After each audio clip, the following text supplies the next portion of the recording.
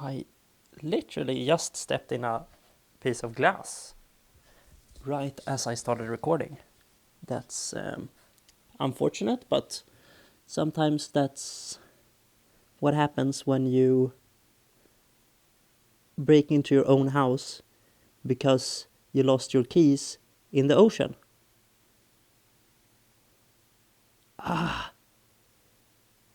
Okay, I shouldn't. That wasn't that bad, but yeah, I don't know if it's this, like if it's short, it's just a tiny, yeah, but yeah, you're an ENTP and you feel like shit. So hello, I am an ENTP. I am 27 years old and I've felt like shit for 27 years and like yeah, I have a few days I have felt pretty good. I feel like maybe I figured it out, and now I'm going to help all of you other disturbed people. Not disturbed in the sense that you're a ENTP psychopath, like is the stereotype of ENTPs. No, ENTPs are not particularly psychopathic. They're actually incredibly empathic. So that's a stereotype I would like to get into more. But yeah, this is more about ENTPs and feeling lonely. Because and a lot of more, like just feeling bad as an ENTP. The stereotype around ENTPs, and it's kind of true as well, is that we're social savants, or maybe not savants because we're pretty good at most things, we're more jack of all trades, but we're really socially intelligent, and this is true.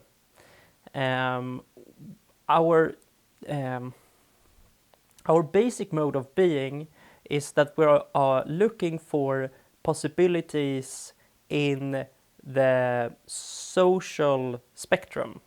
So we're not talking about the autism spectrum. We're talking about the social. I don't know. That wasn't funny, but I'm doing my best.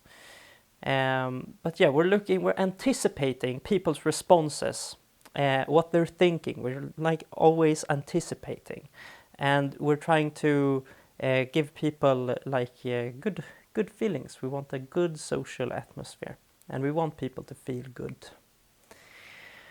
And we do this to such an extreme degree that we lose touch with our own emotions and how the social situation or any situation really is affecting us emotionally.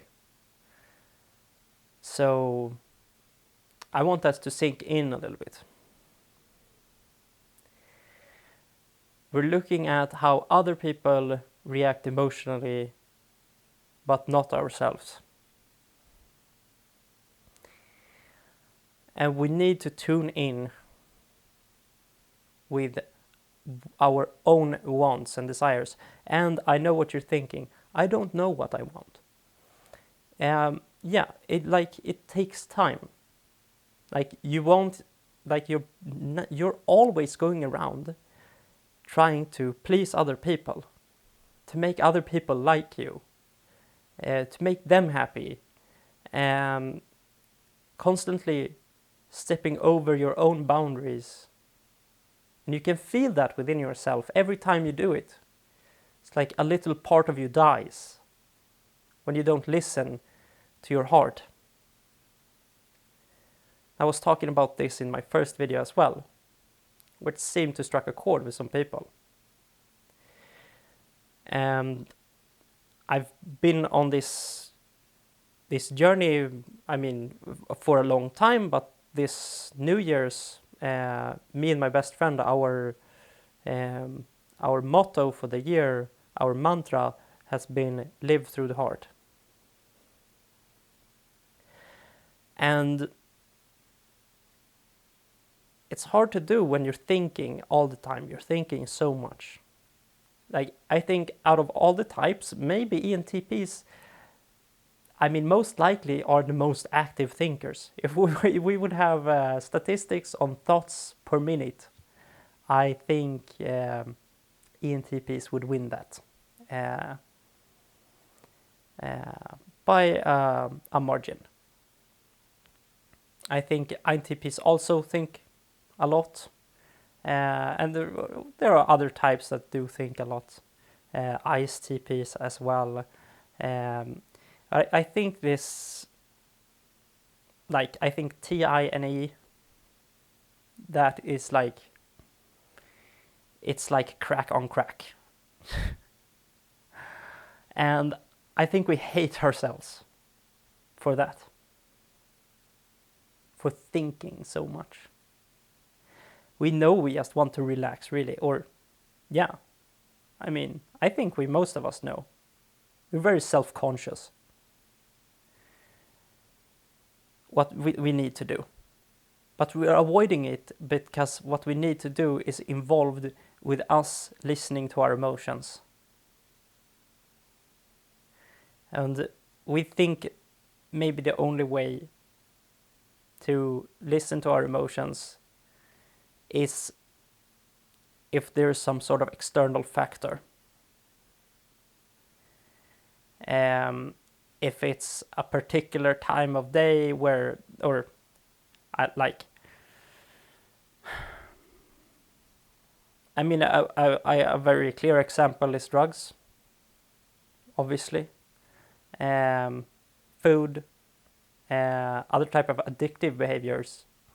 It's like I ingest this food, information, drug, whatever it could be, and then I will be in tune with my emotions. And you kind of have the logical reason to relax, because you don't believe in your own ability to actually do that yourself, even though you know from experience that you can. Where you've tried meditation and yoga and such, because our intuition is so incredibly strong, we're actually really good at diving into the unconscious, into the depth of life. Now I said the thing I said in the first video as well. And that is another thing. We are very repetitive. We think we don't have a routine and such, but we're so repetitive in our ways of thinking. We think of ourselves being so dynamic and out of the box, and like we are to other people, but it's like we just have a very intricate box, but it has just a lot of edges. It doesn't have just 4 edges. It's like a 5th dimensional cube where it's like, I don't know the number, it's like hundreds, maybe now thousands or more edges. Yeah. Not that's very interesting about the dimensions and stuff, but I won't go down that path.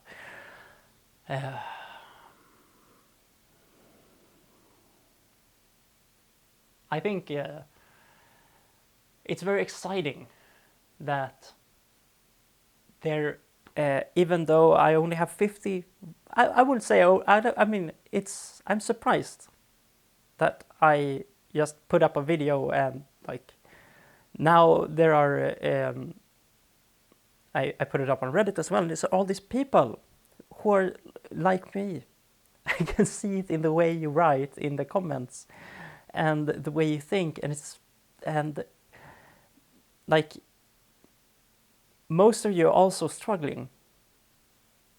And that's kind of why I said in the video it sucks to be an ENTP, because it's if we're looking at all the 16 personality types as kind of builds, character builds in a video game, And ENTP is like a very high skill cap, a hard to play character that is extremely good if you like learn.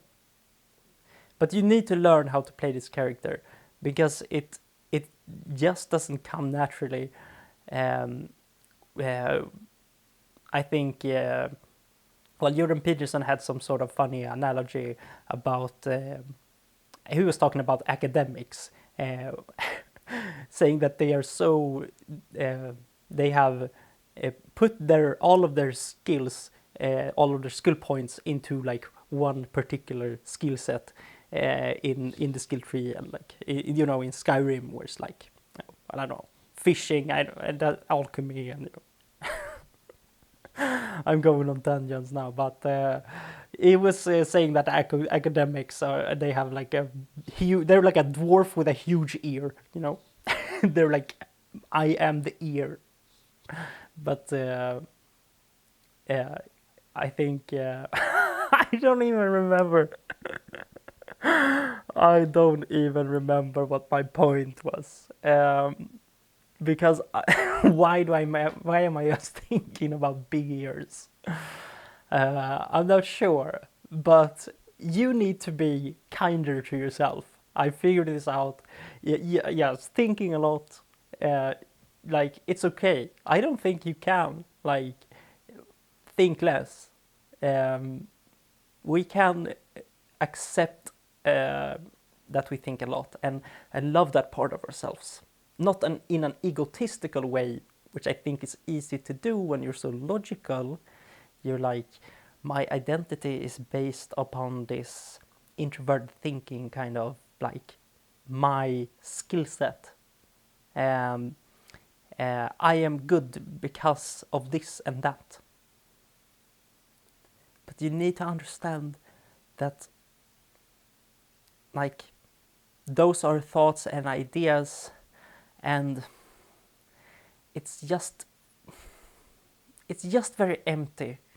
I think if you love somebody for like if you think about other people, if you love someone just because you think they have a great ass or they are just so good at playing the guitar, and that's the reason, like, I mean, it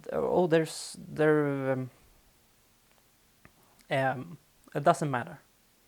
Like, the deeper love and like the true love is for that which really isn't in words, right?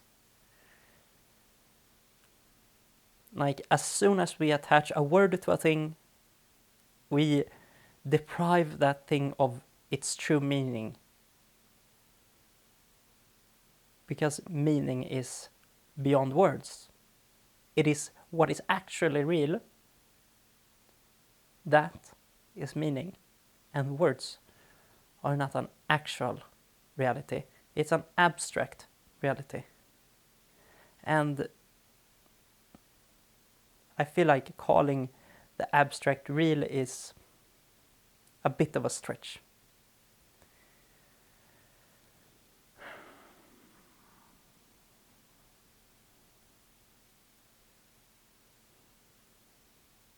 So what am I saying? I'm saying just love yourself for who you are at this moment. And any moment. Not thinking about reasons for loving yourself. Just whatever you are at this moment, you are enough. Like, this is it. It's so simple.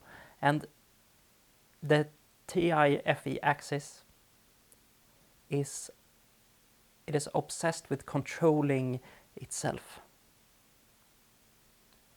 So it's thoughts trying to control emotions, and thoughts trying to control themselves. which is really kind of backwards to how we live a happy life. I mean, it's in part we need to control our behavior, of course, but thoughts controlling itself, it's very judgmental, because you're looking at the spectrum of like social spectrum, what other people, like those are your emotions. It's usually fear driven, what other people think about you, you know. So you're trying to control that, other people's perspective of you. And in doing that, you lose track of like who actually is you, because you're projecting this image of yourself that is beyond judgment. You're always right. You always have good intentions. You always do the right thing, and if you did the wrong thing, you were confused, and you own up to it and say sorry and all that. But it's like you're still acting out of other people's expectations, and not acting from your own sense of value. That's why you feel lonely. And that's because you feel like no one really knows the real you. But really you need, first of all, you need to learn to know yourself and stop doing this constant managing of other people's expectations and their point of view of you, their opinion of you.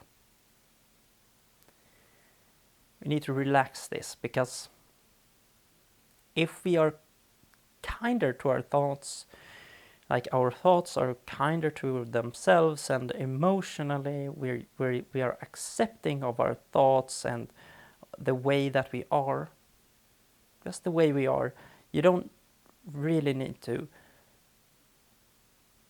go any place to find yourself, you know. You can't lose yourself. It's what I said in my video yesterday. And you're always here. You are the thing that is literally always here watching.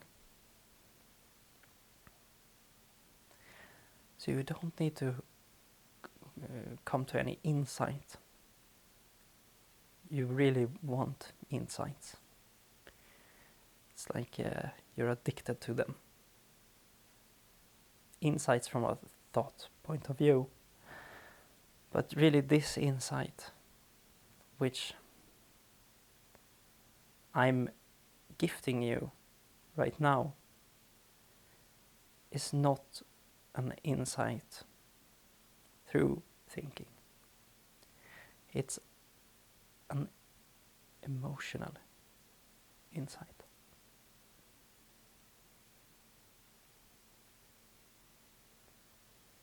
You're here.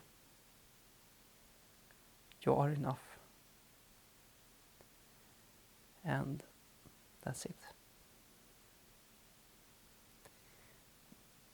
Another tip. Clean. Make your surroundings as organized as possible. Because we need to accept that we are distractible and that we are very sensitive to our environment, and it affects us greatly. So that is another thing, and it's also a really nice thing to do, turns out. It's just inherently very meaningful to clean, to do the dishes, to put your clothes in the closet or organize things that are disorganized and such. So yeah, I did have some more things to say, but keep that in mind maybe for tomorrow. Just now, today, you've done enough. You don't need to do more. You need to just sit with your emotions. And like NE and FE, it's your natural point of view. You're looking at the possibilities of what other people may have, what type of emotions they may have about you. Like, it will come and it will grab your attention and it will grab you emotionally again, and you will think that you have lost it, and then your thinking mind will say, oh, now I had something, but now I don't have it anymore, and god damn it, I'm such an idiot. That's probably what's going to happen. Now, just go out of the loop again. It's really not a thinking Methodist. It's an aha, oh, and step to the side. Like, this behavior, I know that this is a farce. It will entrap me. It's an illusory. I got a great comment on my video yesterday, and she or he, I don't know, but I was assuming it was a she, said, why do we emotionally project that people don't approve of us? Why don't we think that people like us afterwards? Why is it so fear-driven? And thought this was a good note. And I'm now, when this behavior comes, I'm trying instead to assume that they do approve of me instead, that they do have a good opinion about me, and this thing, whatever I'm thinking about, it's not relevant.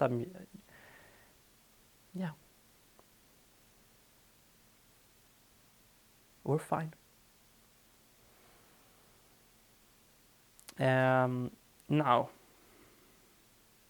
I think this is the last thing. I got an idea now to openly have Discord calls, or like Zoom or whatever. So if you want to talk to me, you can check the description and you will see an email address there, and you can send me an email. And if it's not like a very, very many people that wants to do this, it's very, very likely that we can talk.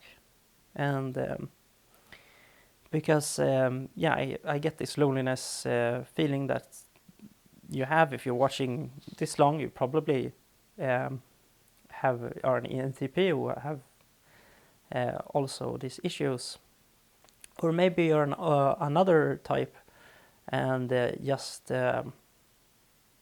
maybe just want someone to talk to. Maybe you want to vet your ideas.